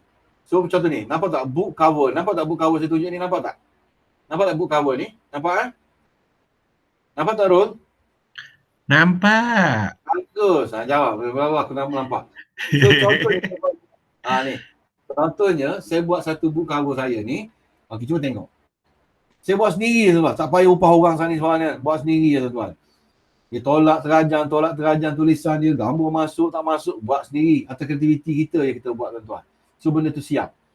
Okey, ini adalah contoh buku yang saya buat sendiri yang terbaru saya tadi. Nampak tak? Saya hanya buat sendiri saya tuan. Cari satu template yang kita seronok, kita suka. Contoh banyak kan? Contoh ni, dia letak kat sini, kita pun boleh buat. Nak tukar tulisan, nak buat ke mana tulisan kita ubah. Nak tolong mana tulisan nak betulkan sikit ke apa, kita boleh buat sendiri tuan-tuan. So tuan-tuan, ini pun kita boleh buat sendiri kat internet secara percuma sahaja. Guna canva.com. Okey, jelas untuk buat benda ni? Okey. Jelas. Bagus. Saya tutup dulu. Saya kena pergi pula ke slide saya balik. Supaya tuan-tuan nampak. Saya nak tuan-tuan biar nampak buat buku ni, begini rupanya. Okey. Right. Sekarang ni saya pergi ke slide saya. Okey. Kalau dah nampak, beritahu Li, nampak ni. Tanya bagus. Kalau belum, jangan dulu. Kalau dah nampak. Okey, ini adalah tadi tajuk cover sementara. Kita buat tajuk apa tu? Kita buatlah tajuk apa, tak seronok pun buat tu. Sekurang-kurangnya kita ada satu benda yang kita boleh fokus. Yang kalau langkah keempat, sumber rujukan. Kita kena rujuk sumber-sumber yang sahih lah. Jangan kita buat satu benda yang orang boleh konselor lain tengok, benda ni, teknik ni orang tak guna pun. Contoh, ilmu kita dipertikaikan. So, kita rujuk buku atau website atau sumber yang sahih, yang boleh menyatakan credibility kita sebagai seorang konselor. Okay, bagus. Itu langkah keempat. Langkah kelima, kembangkan idea. Kita pun tulislah, mulalah menulis kita punya buku kita. Okay, kita tulislah buku kita. Baik. Okay, kena pergi sini pula ni. Okay. Ini langkah yang kelima, kembangkan idea kita. Langkah yang keenam, okay, tengok. Langkah keenam, raman. Kita lepas kita tulis, kita ram dulu. Bila dah siap tulis, buku kita 40 muka surat ke 50 muka surat, kita kena ram dulu. Kena kasih raman dipanggil. Macam ayah ni mengeram lah. Mengeram telur kan. Kita ram dulu sebab apa? Supaya kita, otak kita ni dah fokus sangat dulu sampai 3 hari, 4 hari tak tidur ni, atau 5 hari ni, kita tenang dulu. Sebab apa? Ada benda nanti yang edit-edit fresh baru yang boleh kita tulis balik. Untuk kita edit. Masa menulis jangan edit tau. Tulis je. Lepas siap, kita ram dulu, lepas tu kita buka balik lepas 3-4 hari, kita buka balik dan kita baca, ayat ni macam berbelit-belit lah, okey, tukar ayat tersebut. Poin ni kena tambah lagi, tambah. Sebab apa? Otak kita dah segar dah, otak kita dah fresh dah. Maknanya, kita ada edit-edit baru nak tambah baik dengan buku kita. Itu langkah yang ke-6. Langkah yang ke-7, tambah baik, siapkan manuskrip kita. Lepas kita ram, tambah baik, siapkan. Langkah ke-8, suntingan layout cover. Barulah kita bersungguh tengok balik. Layout kita macam mana, susun macam mana, perenggannya macam mana. Kalau kita ada kemahiran buat sendiri, menyunting editing, kita buat sendiri. Macam saya tadi buat sendiri je. Tetapi sekiranya tuan-tuan kurang mahir lagi tentang penulisan, tuan-tuan boleh hantar ke mana-mana editor yang buat. Okey, saya nak tuan-tuan, satu buah buku yang saya telah habis belanjakan lebih kurang dalam 5 ke 600. Ini adalah e-book yang terbaru saya yang sebelum ni. Yang saya buat, yang saya dah habis dekat dengan saya bayar saja dekat untuk sebab apa? Sebab saya nak kepuasan dalam penulisan. Saya kena buat satu benda walaupun saya boleh edit tapi saya suruh orang buatkan saya. Edit layout. Saya nak tunjuk apa itu editing dan layout saya nak tunjuk tuan. Supaya tuan-tuan nampak sendiri apa yang saya buat. Okey, apa yang kita boleh buat. Okey, dah nampak belum? Okey. Okey, nampak ni? Good.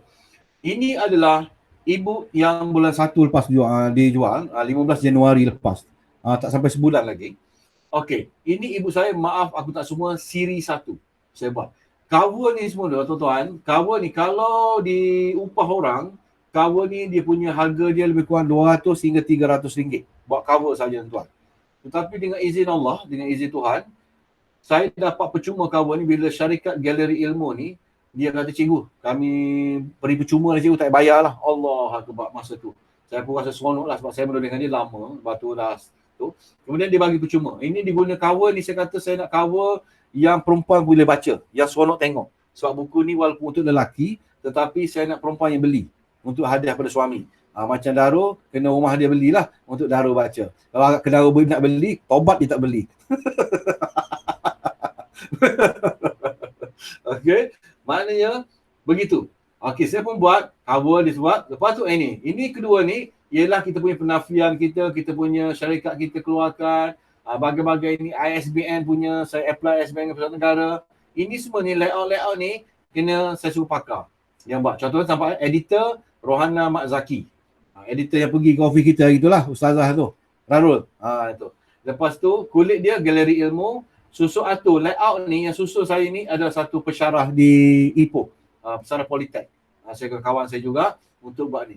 So, ini amaran semua. Dia yang buat semua ni. Menggunakan Canva tadilah. Dia buat layout ni dalam canva.com. Bukan pakai Microsoft Word apa ni. Daripada Microsoft Word saya, dia tukar pada canva.com, kemudian jadikan PDF. So, dia agak menarik lah. Okey, ini saya bersajak sikit lah. Okey, lepas saya cerita sikit apa yang ni dalam buku ni. Saya cerita tuan.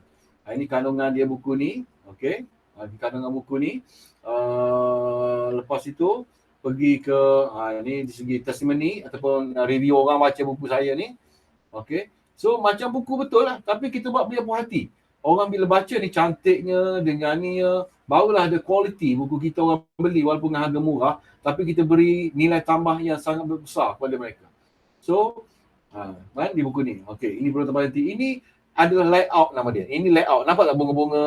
Nampak bunga pada rama-rama. Cara tulisnya ni warna merah, warna biru. Ini semua menarik minat orang untuk membaca dan juga segar sikit dari segi visual dia. So orang baca pun seronok sikit lah. Orang baca pun seronok juga. Okey. Macam ini buku bolehkah? Ya, saya suruh tuan-tuan cari ni. Ini nampak tak buku ni bolehkah saya jadi penulis? Nampak tak? Nampak? Okey. Ini saya buat sendiri. Bila saya buat sendiri, saya tak guna Canva. Ini saya guna Word sebab saya nak test di dua-dua format. Sama ada saya guna Microsoft biasa, ini Microsoft. Ini saya guna Microsoft Word tuan-tuan. Ni nama saya macam ni lah. Ini cara dia. SBN ada, apa tu tentang diri saya ni. Ini tak ada bunga-bunga apa lah sebab ini lebih praktikal. Buku-buku yang jenis how to. Kisah saya penulis, bengkel penulisan buku, bagaimana saya penulis dan writer. Saya terang dengan jelas kat sini writer. Jadi ini saya punya yang komentar saya lah. Satu ini Profesor Madia Dr. Ni. Saya ambil orang-orang yang akademik. Orang-orang yang ada orang yang ada credibility untuk review buku saya. Sebab tu saya cari orang-orang yang ada credibility, yang memang penulis dan memang pakar, yang boleh nilai buku saya. Jadi bila dia baca buku saya, dia akan dapat satu benda dan dia boleh beritahu orang bahawa buku ini ada apa. Baru saya berani nak nak keluarkan produk saya. Kalau tidak, kalau dia kata buku cikgu ni, buku tak ni, baca pun boring lah. Alamak, saya pun tak nak keluar lah buku tu. Jadi bila saya bagi dia baca, dia bagi review daripada doktor ni, ni Dr. Nora, ni rakan-rakan saya lah. Di Hospital Kuantan ni, pakar patologi ni. Dia pun baca buku. Lepas itu saya suruh, ini editor yang baca buku saya. Doktor pun saya baca. Editor membaca buku dan seorang ni orang ni yang ini pegawai kita lah jabatan di SPB, Ustazah Sina Maya. Dia pun review buku saya berkaitan dengan apa yang dia dapat daripada buku ni. So buku ni berceritakan tentang, saya tulis biasa tuan-tuan. Ini layout biasa, pakai Word biasa. Ni form 14 tuan-tuan. Form 14 Arial yang saya tulis. Jadi tapi sini saya share ilmu yang saya dapat selama 12 tahun dalam penulisan saya. So benda-benda inilah yang bila orang baca, dapat manfaat dia tuan-tuan. Okey? Baik. Okay, saya stop situ. Saya kena balik pada slide saya. Okey, boleh ya? Saya balik pada slide. Entire screen. Okey, share. Setakat ni jelas tuan-tuan? Jelas. Good. Okey, itu langkah yang ke-8 tentang suntingan layout cover. Itulah dia punya e-book. Dua saya tunjuk. Satu guna Canva yang berbayar. Saya bayar bukan 500 atau 500 yang saya habis kat situ, tapi saya kena buat. Dan dia dah balik modal lah pun. Saya jual tak sampai 2 minggu pun dah balik modal lah benda ni. Okey. langkah ke-8, proses terbit PDF. Jadi kita tukar Microsoft Word kita tadi ataupun buat pakai PowerPoint, kita akan tukar jadi PDF. Lepas tu dapat ISBN semua, langkah yang ke-9. Okey, langkah ke-9. Dan langkah ke-10, proses kita nak pasarkan, kita nak marketkan. Macam saya ni hantar ke saya punya community lah, Master Syirul Global Academy, upload di back office dan papa di bookstore. So macam mana saya gunakan Master Syirul Global Academy? Baik, saya akan tutup balik sini untuk tunjuk tuan-tuan bagaimana saya telah uploadkan buku saya ini kepada pihak luar. Okey, saya guna apa? InsyaAllah nampak kot sini. Baik, saya akan present now, entire screen dan saya akan share. Okey. Ya.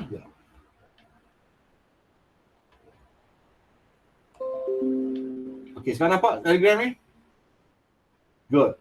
Okey, sekarang ni ini adalah saya punya sistem dipanggil Event Chess Digital System yang saya dah langgan lah benda ni. Okey, Bookstore Biz, saya tekan Bookstore Biz saja, saya akan pergi saya punya back office ataupun saya pergi kepada apa yang perlu saya nak upload saya punya buku saya. Okey, dah keluar kan menu banyak kan? Menu ni saya akan pergi Bookstore web login, lepas tu open. Okey. Dan dia akan keluar satu website, nanti website tak nampak situ Saya nak tunjuk, nampak saya kena balik lah sebab dia keluar tempat screen monitor yang kedua saya, monitor pertama. Lee, nampak tak saya punya back office? Nampak. Good. Ini back office saya. Okay, back office ini menghala kepada saya punya bookstore saya. So apa saya buat adalah, saya pergi ke e-store management. Ini sistem ni agak, saya tunjuk technical sangat, saya tunjuk lebih kurang apa saya buat je Lepas tu pergi kepada upload ebook. So ebook saya ni saya akan upload ke sini, tekan button ni, dia akan tu add new ebook ataupun update for existing book. So di sini tempat saya upload. Bila saya upload, dia akan keluar mana? Dia akan keluar ke bookstore saya. So dalam sistem ini juga, kita ditunjukkan, kita punya sales kita. Kita punya buku-buku kita terjual contohnya. Berapa banyak buku terjual? Macam buku saya, 61 naskah baru dalam 2 minggu terjual contohnya. So, mana pula penulis yang ditunjuk? Berapa buah buku yang dah keluar? Ini buku-buku yang dah dijual lah. Pada bulan Februari katakan. Dah 55 buah buku, ada 20 buku. So, dalam sistem ni dia tunjuk terus apa yang telah kita buat. Dan ditunjuk terus berapa banyak dah kita jual dan sebagainya. So, berapa pendapatan kita. Semua dia tunjuk dalam sistem ini. Macam buku saya boleh jadi penulis ni pun dah. Ini adalah yang telah beli buku saya. Dan dapat $68 USD. Saya punya commission saya. 40%. Sebab yang jual ni adalah rakan-rakan saya sendiri.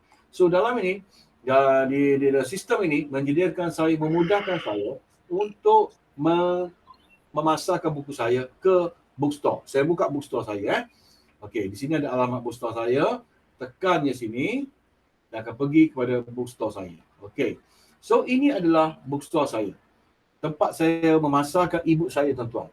Selagi saya tak ada bookstore, saya tak semangat nak menulis. Sebab apa saya tak ada tempat untuk memasarkan. So nampak tak Zazli, saya punya bookstore? Tak nampak?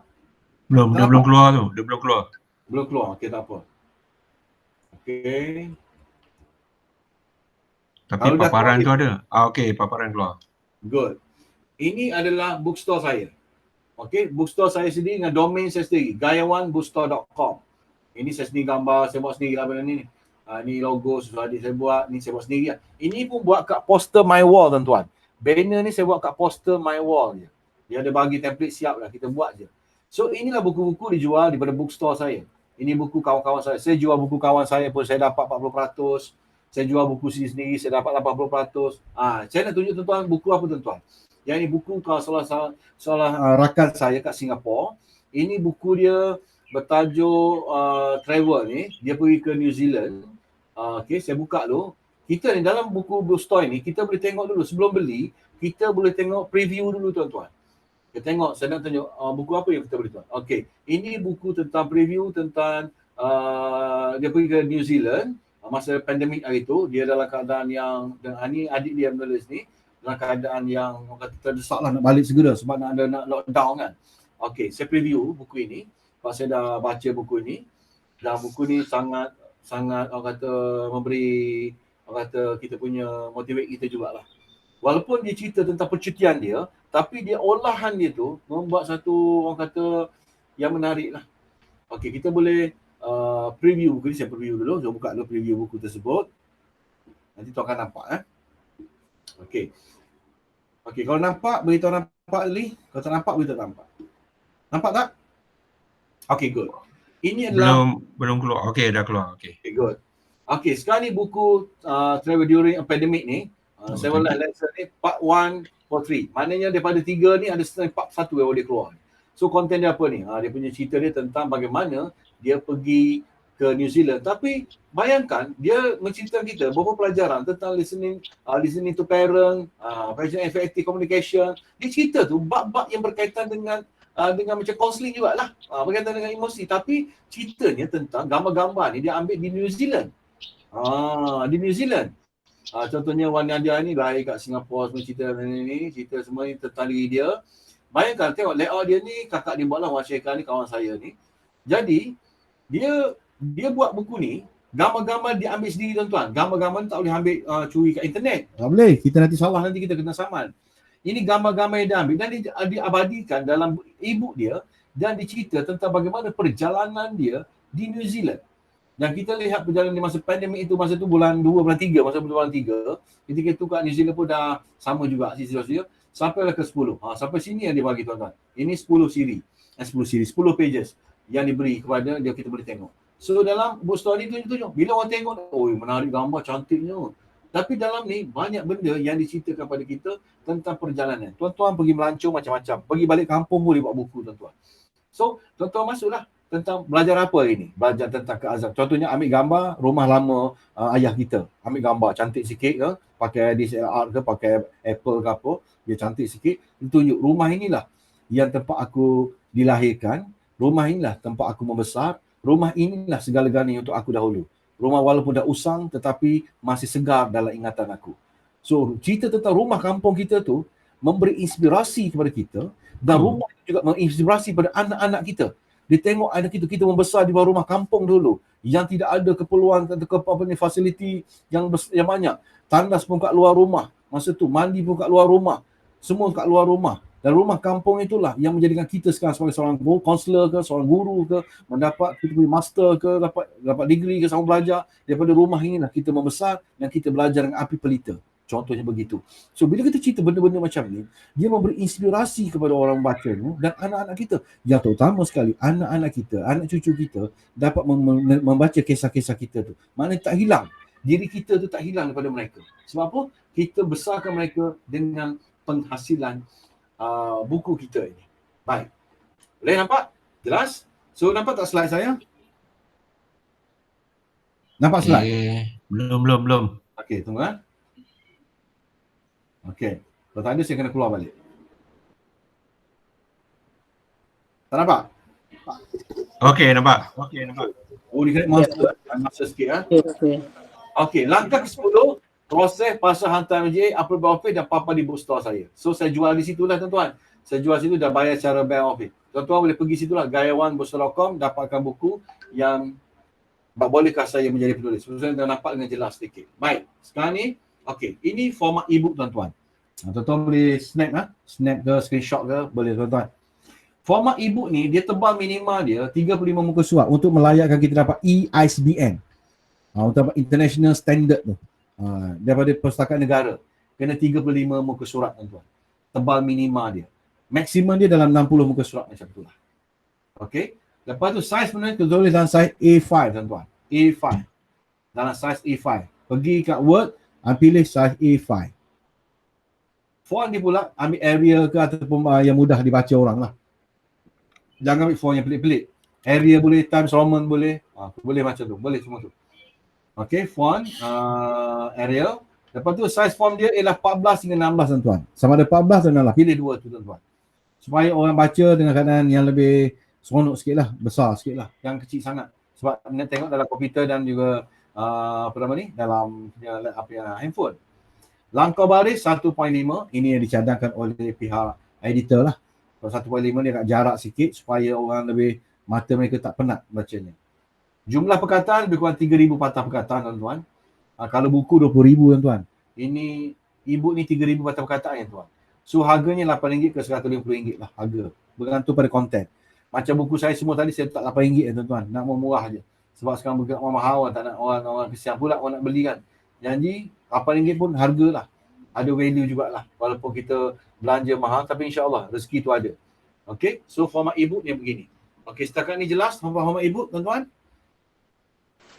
Okey, Okey. jelas. Good. Kau nak tanya Ustaz, Ha. nak tanya Ha.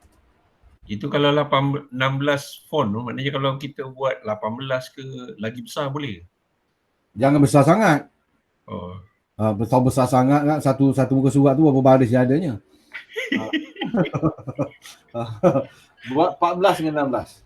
Habis nak cukupkan 35 muka surat tu. Jangan melampau sangat. Orang pun reti juga tengok ni penulis ni taja besar-besar. Larut dari buku budak-budak lah pula. Okey. Okey, 14 hingga 16 saja. Itu font dia. Yang tidak pernah ada. Benda tu. Okey, itu Okey. format e-book. Yang kedua, satu lagi format e-book. Inilah tuan-tuan nak menulis e-book, inilah dia punya rupa bentuk dia daripada awal hingga akhir. Yang pertama, cover depan 1 page. Yang kedua, penafian hak cipta 1 page. Yang ketiga, tulis kandungan apa yang buku kita nak tulis. 1, 2, 3, 4. 4 tajuk cukup atau 5 tajuk je. Lepas itu, biodata kita. Orang nak kenal kita siapa. Kalau kita ni seorang kaunselor, bertauliah. Seorang bila kita sentuh apa yang terkait dengan kaunseling, jadi kita tu diiktiraf. Bukan sebarangan orang. Kita ada CJ, ada tauliah dan sebagainya. Kita ada degree tentang kaunseling. So bukan nak main-main. Kita tulis tu bukan berdasar kepada pengalaman orang lain. Kita tulis berdasarkan pengalaman kita sendiri, bukan orang lain. So itu lebih dihargai. Okey. Penghargaan pada rakan-rakan kita, siapa yang mengajar kita ke sebagainya, pada mak ayah kita boleh tulis satu muka surat. Yang keenam, pengenalan. Kat sini pun dah berapa muka surat dah. Rol. Pengenalan. 1 hingga 2 muka surat. Pengenalan topik apa kita nak. Contohnya 7 rahsia jaga hati isteri. Jadi tulis pengenalan. Kenapa kita tulis tajuk ni?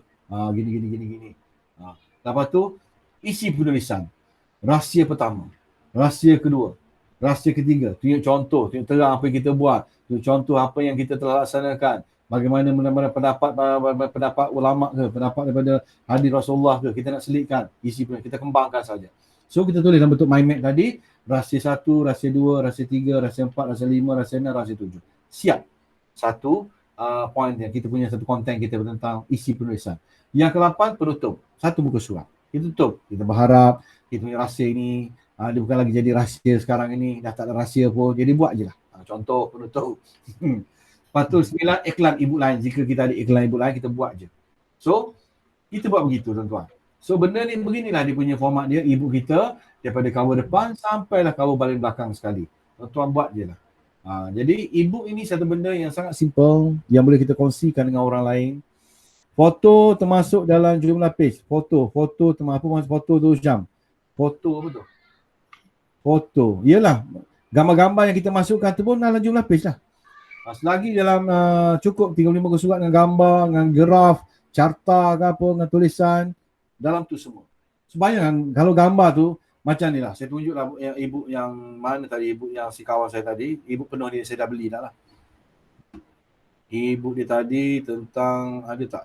Saya tengok e-book dia tadi. Okey.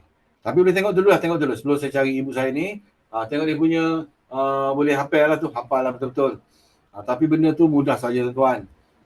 Sebab kita sebelum ni mungkin tak ambil tahu ataupun tak tahu benda ni. Tapi inilah dia punya format dia yang boleh kita baca dan boleh kita tulis tu. Boleh buat e-book terus saya rasa tu. Encik Tuan Penceramah, macam mana nak masukkan sumber-sumber rujukan ya kalau kita buat reference daripada sumber-sumber. Contohnya kalau kita nak menulis mengenai anxiety attack semua, kita mesti ada daripada pakar perubatan semua kan? Okey. Perlu tak kita masukkan? Okey, berdasarkan pada dalam poin-poin dalam penulisan kita tulis tu merujuk kepada, kalau kita minta kebenaran pada dia lah ataupun kita ambil kat paper ke kat mana, merujuk pada pakar sekian-sekian ini, nama doktor sekian-sekian ini mengatakan bahawa tang. Jadi tak perlulah macam buku-buku yang biasa tu biasanya bahagian belakang tu kita ada sumber rujukan kan? Di bahagian belakang, kita boleh buat bibliografi kita, reference kita, masalah, kita boleh buat. Kalau kita buat bibliografi kat belakang kita, itu lagi kuat. Itu lagi kuat, lagi menunjukkan kita ada rujukan kat belakang. So, benda tu lagi bagus. Sebab apa? Kalau kita buat rujukan, contoh saya tunjuk satu ibu ni, saya buat satu ibu saya, mana ibu saya? Satu ibu saya, bila tuan-tuan tanya begini, lagi saya nampak, baru boleh saya tunjukkan. Sekejap saya share ibu saya yang rahsia ubah tabiat. Okey, sekejap saya kena tutup yang ni dulu dan saya tunjuk. Lepas saya bawa dulu, saya tarik ke ni. Kalau nampak beritahu Rul, nampak tak? Ya.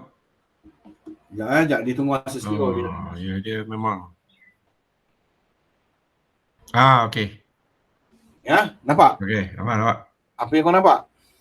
Rahsia ubah tabiat. Itulah. Ubah tabiat ke buang tabiat ni? Ini buang tabiat. Oh, ubah tabiat. Okey, ini ibu yang mula saya tulis dulu. Yang memula saya tulis, ini konsep saya buat dulu. Okey, kalau tuan-tuan perasan, mana saya tulis tak? Nampak tak? Jangan laju sangat. Tak sempat nak baca. Saya tengah cari sebenarnya. Okey, dah. Boleh? Boleh. Itu dia. Buku Rahsia Ubah Tabiat itulah saya punya buku rujukan saya. Saya tulis, saya punya guru saya, Muhammad Faris, The Productive Muslim. Daripada buku Karakter tu saya ambil. Michael Gossidasio, The Technical tu, 21 Habit, Wellness Survival Guide tu, saya ambil daripada US buku tersebut. Lepas tu Charles Duhigg, ini juga e-book, The Power of Habit tu, ini yang famous lah. Kalau buat habit, Charles Duhigg ni antara yang famous lah, yang moderator yang famous. Lepas tu Dan Graziosi ni, saya ambil sebab sini, saya beli buku ni. Daripada US, saya beli buku ni. Saya beli buku ni 3 tahun lepas, saya beli buku ni. Masa mula lancar tu, saya dah beli. Berapa dolar saya beli, saya lupa. Tu ini saya rujuk dia. Ini saya rujuk link-link yang saya rujuk. Tazkirah, ini rujukan saya. So maknanya apa saya rujuk sini adalah apa saya tulis. Tu bila tuan tanya tentang puan tanya rujukan, saya tunjuk terus. Ia boleh ditulis di sini macam ni dan di dalam pun kita kena kredit juga. Siapa yang berkata tersebut. Yang berkata tentang habit ni tentang habit, buku tentang habit saya ni. Di situ contohlah inspirasi masa saya dengan student program tu, macam mana pengamalan dia, implikasi dia ubah tabiat. Ni tentang tabiat lah ni. Tentang tabiat ni, yang apa benda yang berkaitan dengan tabiat. So benda ni saya tak tahu. Tapi saya kena baca, kemudian saya kaji, dan saya buat sendiri. Jadi benda tu akan dapat. Apabila ada tabiat terbentuk, dari segi trigger, rutin dan rewards, barulah tabiat tu akan wujud. So ini adalah dipanggil habit kita punya circle kita. Macam itulah dia punya gelung tabiat dia.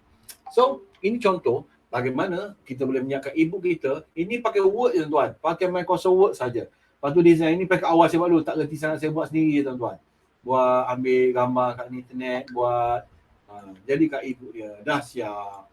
Jadi 2 buat e-book. Ini saya jual RM8 Malaysia. Buku ni. Dah daripada bulan 11 tahun lepas. Buat je lah. Saya boleh buat. So ini contoh tuan-tuan boleh buat lah. Okay, ini perkara yang boleh dibuat. Okay, ada soalan lagi nak tanya?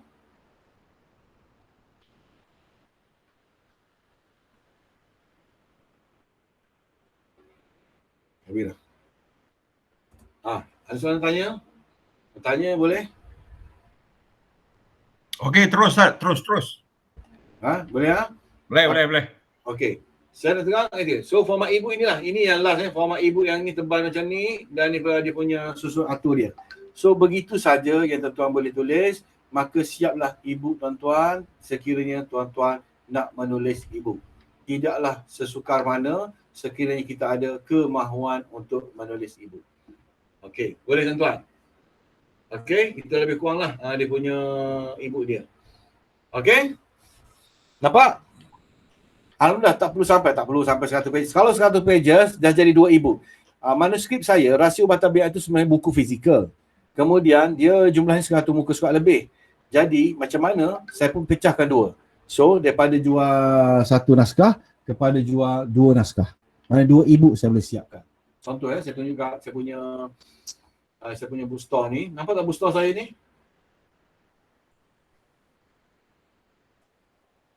Azli, nampak? Nampak. Okey. Kita menulis. Nampak. Betul menulis ibu ini, terima kasih. Betul menulis ibu ini, tengok di bahagian kiri, nampak tak dia punya bidang-bidang orang. Contohnya, bayangkan, ni nampak tak ni kaunseling, nampak tak kaunseling? Azli nampak kaunseling? Oh, nampak. Okey. Saya nak besarkan ni. Ya, ada satu je. Ada berapa tuan-tuan? Bayangkan. Satu je. Kaunselor kat Malaysia ni berapa ribu orang. InsyaAllah lepas ni kita ada ramai lagi. Isi kita akan buat. Lepas tu, kaunseling ni ada seorang. Kerana GC kita semua buat satu buku, jadi kita ada lebih kurang dalam 11 buku lepas ni. Buku yang ada pun ditulis orang ni, kaunseling menyantuni gay dan lesbian. Ini buku ni dulu tajuk lain. Tajuk lain tu ada isu sikit. Lepas tu kita tegur sikit, kemudian dah ubah. Ini pun asalnya dia ni kaunselor ni. Kita tengok buku dia apa dia tulis. Kita tengok buku dia apa dia. Menyantuni gay dan lesbian. Sebenarnya daripada kajian dia juga ni asalnya. So dia tulis ni berkata pada klien dia macam ni. Klien dia. Macam tu lah. Tapi dia tidaklah tunjuk semua benda tu. Sampai dia bercerita tentang apa situasi yang berlaku sekarang ni. Golongan-golongan yang okey, kita preview itu dia. Kita boleh preview tuan-tuan. Dalam booster ni kita boleh dia ni kaunselor berdaftar tuan. Dr. Siti Hajar Jamal. Doktor tuan-tuan, doktor takkanlah tak valid kan. Dah doktor tu pun. Doktor sekarang ni nulis, kita tengok buku dia apa dia. Suatu hari nanti tuan-tuan akan ada e-book sendiri yang tuan-tuan boleh ada bookstore sendiri daripada Majlis Guru Kaunseling Malaysia ke, e-book bookstore sendiri. Okey, menyantuni gay dan lesbian. Ini dia. Ni dia ni kulit dia. Di dalam penafian dia. Pakai word je tuan, pakai word je tuan. Ni epilog dia. Apakah persepsi pertama anda bila melihat tajuk buku ini? Apa persepsi dia? Menyantuni pula tu. Nak sokong gay lesbian ke? Adakah anda ingin mendalami lebih lagi tentang gay dan lesbian? Banyak kali saya fikir sama ada perlukah saya memberikan e-book ini? Perlukah saya berkongsi maklumat mengenai ilmu yang saya pelajari? Tuan-tuan. Saya besarkan sikit tuan-tuan yang nampak sikit. Okey. Ini tuan-tuan tentang e-book ini. Saya tunjuk sebab dia. Okey, kandungan binatang penulis pagan. Bahagian pertama, kenapa memilih kaunseling gay dan lesbian? Kenapa dia buat? Yang kedua, apa itu LGBT? Yang ketiga, perkongsian cerita. Yang keempat, peranan kaunselor. Yang kelima, memahami gay lesbian. Yang keenam, sikap masyarakat terhadap gay lesbian. Agak-agak tuan-tuan boleh tulis tak buku gini? Para kaunselor sekalian tulis jawab di chat tu, boleh ke tak boleh? Situ saja. Simple, tajuk begini. Ada ke tak ada ni? Ketidurlah ke lah ni? Ada dia orang ni. Aku ingat kat dapur ke apa di kota bawang. Cuma dia orang ni khusyuk. Ini tajuk dia ni. Tajuk dia. Dia ni penulis. Siapa dia? Cerita lah tentang dia. Ijazah Kaunseling UKM. Tajuk HD dia Kaunseling Gay dan Lesbian. Memang tajuk dia itu. Itu dia pakar waktu dah. Okey, penghargaan dia. Okey. Lepas tu kepakaran dia. Dia cerita sikit tentang apa perkongsian ibu ni yang tadi gay ni apa benda. Dia buat sendiri tuan-tuan kan. Pakai word yang tuan. Kita boleh buat tuan-tuan, lagi mana ada yang mahir yang buat ni. Perkongsian ibu menyatakan gay dan lesbian menurut perspektif kaunselor. Ini nukilan berdasarkan pengalaman penulis menjalankan pendidikan PhD UKM berkaitan pengendalian kaunseling gay dan lesbian. Bayangkan tuan-tuan, ini kajian mahal tuan-tuan, bukan senang-senang. Lepas tu dia buatlah sikit. Ini pakai, kadang-kadang dia ambil pakai ni, dia ni PowerPoint dia. Berdasarkan pengalaman seorang freelance counselor serta melibatkan diri dalam pendidikan kaunseling gay dan lesbian. So, ini dia buat cerita. Ni dia. Allah, semak pun kaunselor ni. Kenapa milihlah kaunseling gay dan lesbian? Dia cerita dia apa dia. Residen milih kajian ni kerana melanggar prinsip tentang bukan menyokong dan bukan mengeji. Ini semua tuan-tuan, bila kata orang baca, orang dapat ilmu tuan-tuan tentang apa itu gay dan lesbian sebenarnya. Dan bukan main sembang hanya cakap kosong ni, tapi dia berfakta, dia cakap atas kajian dia tuan-tuan. Okey. So inilah tuan-tuan dunia e-book tuan-tuan. Dunia yang tuan-tuan perlu tahu, belajar. Ilmu tuan-tuan ni banyak. Modul kaunselor, untuk kaunseling punya modul ada berapa ribu modul ada? Banyak. Modul ada banyak. Cuba cerita 3. Kita ada modul sudi. Okey. Kita ada modul PMD. Okey, sudi tu apa? Modul sudi. Kau ni tanya aku kena buka ni kalau nak kena tanya lebih jelas. Taklah, tanya secara tak langsung je ni, siapa boleh tahu. Contohnya, dalam studi tu kalau ada, contohnya ada 4 topik besar. Kita hanya ambil satu topik saja untuk buat satu e-book. Okey. Ataupun daripada satu topik tu ambil satu niche lagi yang berfokus, ambil satu tu untuk e-book. Tak semestinya satu e-book besar, satu tajuk besar jadi satu e-book. Nanti betul besar perbincangan dia. Kita tak nak. E-book ni kita nak ringan-ringankan saja. Banyakkan gambar, banyakkan graf, banyakkan carta yang boleh kita tulis. Bagi murid cicit pakai modul studi. Itu bagus. Thank you. Bagus tu. Sundra. Jadi maksudnya boleh buat modul pasca PKP, modul program maju di PMD.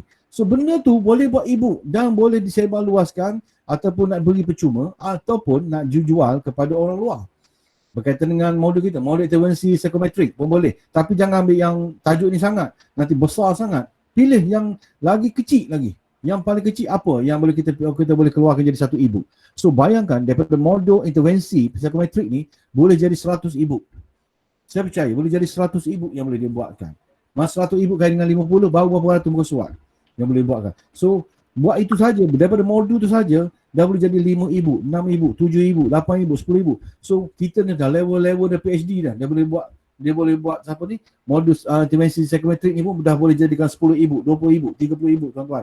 Itu baru satu modul. Modul lagi kedua, ketiga, keempat, kelima kena. Tetapi cara penyampaian kita yang mudah, yang santai, orang faham. Jangan terlalu akademik sangat. Nanti terlalu akademik, orang baca pun jadi macam cepat mengantuk lah. Tapi kecuali e-book kita tu nak beritahu kepada student yang nak ambil exam. Berkaitan dengan ilmu, berkaitan dengan psikometrik, itu lain lah. Tapi kita buat ini berdasarkan pada kita untuk bacaan awam. Okey tuan-tuan? So, tuan-tuan boleh explore lah kat bookstore saya ni. Carilah buku itu kamu berkenan. Dia banyak tentang kesihatan pun ada, komik, masakan pun ada semua. Ini berdasarkan pada tajuk. Bahasa bidang. Semua bidang ada kat sini. Yang ni berdasarkan penulis. Ustaz Mat Dasuki pun ada. Yang doktor-doktor kawan-kawan saya ni semua ni ada. Yang saya ni bawah sekali lah, Ustaz Mat W. Saya ada 6 buah e-book saya sini. Nak ambil buku saya tadi, e-book menulis. Kat saya tekan je nama saya sini, keluarlah buku saya. English book pun ada tuan-tuan. Kat kita punya bookstore ni ada dua language, buku bahasa Melayu dan juga bahasa Inggeris. Ini penulis bahasa Inggeris. Bahasa Inggeris tak ramai lah, tak banyak sangat. Tapi dah ada menulis lah. Dan ini banyak daripada overseas lah dia menulis. Terutama daripada Singapura dan juga Indonesia lah.